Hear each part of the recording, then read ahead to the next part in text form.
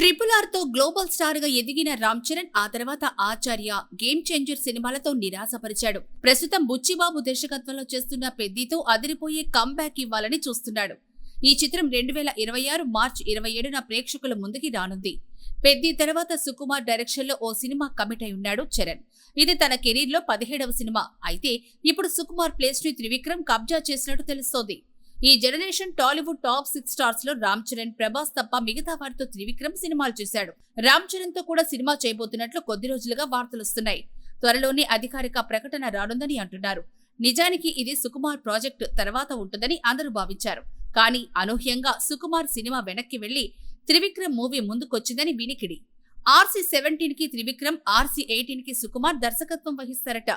వాస్తవానికి త్రివిక్రమ్ అల్లు అర్జున్ తో ఓ సినిమా చేయాల్సింది. కానీ ముందుగా ప్రకటించిన త్రివిక్రమ్ సినిమానే కాకుండా అట్లీ ప్రాజెక్ట్ ని మొదలు పెట్టాడు బన్నీ. దాంతో త్రివిక్రమ్ చరణ్ సినిమాని లైన్ లో పెట్టాడు. చరణ్ త్రివిక్రమ్ కాంబో సెట్ కావడంతో అనూహ్యంగా సుకుమార్ ప్రాజెక్టు వెనక్కెళ్లింది.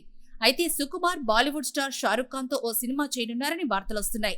RC-17 తర్వాత ఇది ఉంటుంది అనే అభిప్రాయాలు మొదట వ్యక్తమయ్యాయి.